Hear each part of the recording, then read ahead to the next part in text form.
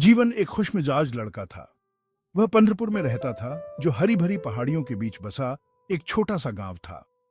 जीवन को अपने दोस्तों के साथ खेलना बहुत पसंद था। वे खेतों में दौड़ते, तितलियों का पीछा करते और नदी में तैरते थे। जीवन सरल था, फिर भी खुशियों से भरा हुआ था। जीवन के माता पिता किसान थे। उन्होंने अपने परिवार का भरण पोषण करने के लिए कड़ी मेहनत की। जीवन जब भी कर सकता था, खेतों में उनकी मदद करता था। उसे ताजी मिट्टी की गंध और अपनी त्वचा पर गर्म सूरज की गर्मी बहुत पसंद थी। एक धूप वाली दोपहर, अपने दोस्तों के साथ लुका छिपी खेलते समय जीवन को कुछ असामान्य दिखाई दिया।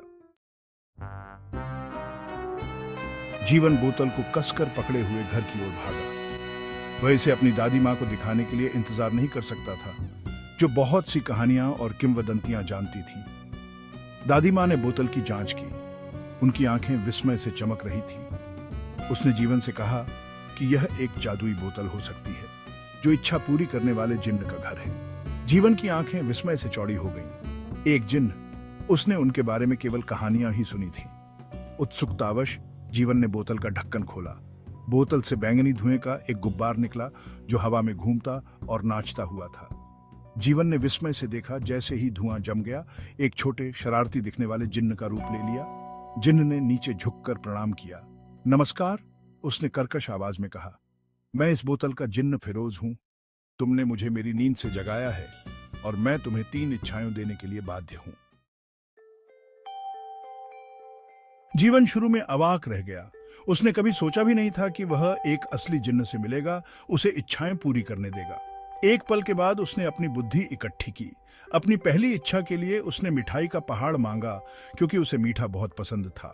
पलक झपकते ही उसका कमरा हर आकार आकार और रंग की मिठाइयों से भर गया। जीवन बहुत खुश था। उसने अपनी यह खुशी अपने दोस्तों और परिवार के साथ बांटी और उन्होंने कई दिनों तक दावत की। अपनी दूसरी इच्छा के लिए जीवन ने एक उड़ने वाला कालीन मांगा। उसने हमेशा बादलों में उड़ने का सपना देखा था। फिरोज ने अपनी उंगलियां चटकाईं और उनके सामने एक शानदार कालीन आ गया।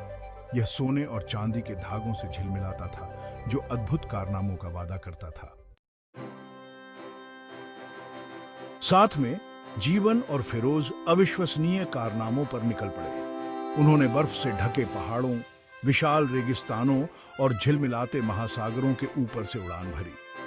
वे हलचल भरे शहरों में उतरे और छिपी हुई गुफाओं का पता लगाया। कल्पना से परे खजाने खोजे। फिरोज के साथ जीवन विदेशी जानवरों से मिला, विभिन्न संस्कृतियों के बारे में सीखा और दुनिया के अजूबों का अनुभव किया। हर दिन एक रोमांच था। हर पल पिछले से ज्यादा रोमांचक था। उन्होंने एक दयालु बूढ़े खिलौना बनाने वाले को उसके चोरी के औजार वापस दिलाने में मदद की, जिससे एक दूर के गांव के बच्चों को खुशी लौट आई। उन्होंने एक कांटेदार झाड़ी में फंसे एक बच्चे ड्रैगन को भी बचाया, जिससे उस प्राणी की शाश्वत कृतज्ञता अर्जित हुई। भाग 5। जगमगाती गुफा।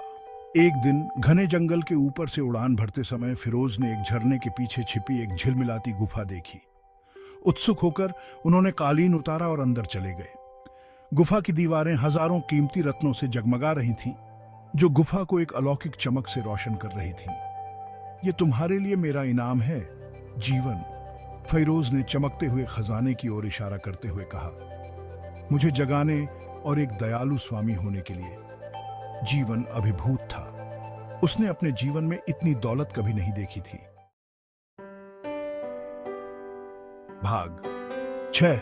हृदय परिवर्तन। जैसे ही जीवन ने चमकदार रत्नों को देखा, उसके ऊपर एक अजीब सी भावना छा गई। यह उत्साह या लालच नहीं था, बल्कि खालीपन की गहरी अनुभूति थी। उसने महसूस किया कि तमाम कारनामों और दौलत के बावजूद उसे कुछ और पाने की लालसा महसूस हुई। उसे पंढरपुर में अपने साधारण जीवन, अपने दोस्तों, अपने परिवार की गर्मजोशी और अपने गांव में जीवन की जानी पहचानी लय की याद आती थी। उसने महसूस किया कि सच्चा सुख भौतिक संपत्ति में नहीं, बल्कि अपने प्रियजनों के साथ साझा किए गए प्यार और हंसी में है। जीवन ने अपनी भावनाओं को फिरोज को बताया। जिन्होंने धैर्यपूर्वक सुना, उसके हाव भाव विचारशील थे। तुमने एक बहुमूल्य सबक सीखा है, जीवन, फिरोज ने कहा। उसकी आवाज ज्ञान से भरी हुई थी। सच्चा सुख इस बात में नहीं है कि आपके पास क्या है, बल्कि आपके दिल की समृद्धि और आपके बंधनों की मजबूती में है। भाग 7, असली खजाना। जीवन ने महसूस किया कि फिरोज सही कह रहा था। उसने पंढरपुर में अपने दोस्तों के बारे में सोचा। उसे उनके साथ खेल खेलने, बरगद के पेड़ के नीचे कहानियां साझा करने और त्योहार एक साथ मनाने की याद आती थी। वह जीवन की साधारण खुशियों, हंसी, दोस्ती और अपने दिनों को भरने वाले प्यार के लिए तरस गया। वे ही असली खजाने थे, वो रत्न जो पैसे से नहीं खरीदे जा सकते थे। फिरोज, जीवन ने कहा। उसकी आवाज नई स्पष्टता के साथ दृढ़ थी। मैं अपनी आखिरी इच्छा का उपयोग घर वापस जाने के लिए करना चाहता हूँ। मैं अपने परिवार और दोस्तों के साथ रहना चाहता हूँ। वे ही मेरे असली खजाने हैं। फिरोज गर्मजोशी से मुस्कुराया। वह देख सकता था कि जीवन में गहरा परिवर्तन आया है। भाग 8, विदाई, जिन्न। फिरोज की उंगलियों के एक झटके के साथ जीवन ने खुद को पंढरपुर में अपने कमरे में पाया। बोतल फर्श पर पड़ी थी और उसके कारनामों की यादें एक काल्पनिक सपने की तरह लग रही थी। जीवन ने बोतल उठाई और फिरोज को ढूंढने चला गया। उसने जिन्न को नदी के किनारे डूबते सूरज को निहारते हुए पाया। धन्यवाद फिरोज, जीवन ने कहा। उसकी आवाज कृतज्ञता से भर गई। रोमांच, सबक और मुझे यह दिखाने के लिए धन्यवाद कि वास्तव में क्या मायने रखता है। फिरोज धीरे से मुस्कुराया। ये मेरी खुशी थी, जीवन। याद रखना, सच्ची दौलत भौतिक संपत्ति में नहीं, बल्कि अपने प्रियजनों के साथ साझा किए गए प्यार और हंसी में है।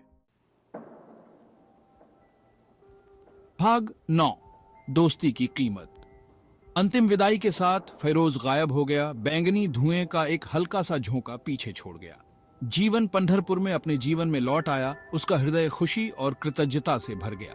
उसने अपने दोस्तों और परिवार को संजोया। अपने रोमांच में मिले किसी भी खजाने से ज्यादा उनके प्यार और साहचर्य को महत्व दिया। उसने अपनी कहानियां उनके साथ साझा की, उन्हें याद दिलाते हुए कि सच्चा सुख जीवन की साधारण खुशियों में है। जीवन एक दयालु और मददगार लड़का बना रहा, हमेशा मदद के लिए तैयार रहता था। उसने सीखा कि सच्ची दौलत भौतिक संपत्ति में नहीं, बल्कि किसी के दिल की समृद्धि और किसी के बंधनों की ताकत में होती है। भाग 10, जीवन की खुशियां। और इसलिए जीवन और जिन्न की कहानी पंढरपुर में एक किंवदंती बन गई, एक कोमल अनुस्मारक कि सच्चा सुख भौतिक धन में नहीं, बल्कि जीवन की साधारण खुशियों में है। दोस्ती, परिवार और प्यार और कृतज्ञता से भरा दिल। जीवन ने अपने प्रियजनों से घिरा एक लंबा और सुखी जीवन जिया। वह फिरोज के साथ अपने कारनामों और उन बहुमूल्य सबक को कभी नहीं भूला जो उसने सीखे थे। उसने जिन्न की कहानी अपने बच्चों और पोते पोतियों को सुनाई, ये सुनिश्चित करते हुए कि प्यार, दोस्ती और सादगी का संदेश आने वाली पीढ़ियों तक जीवित रहे।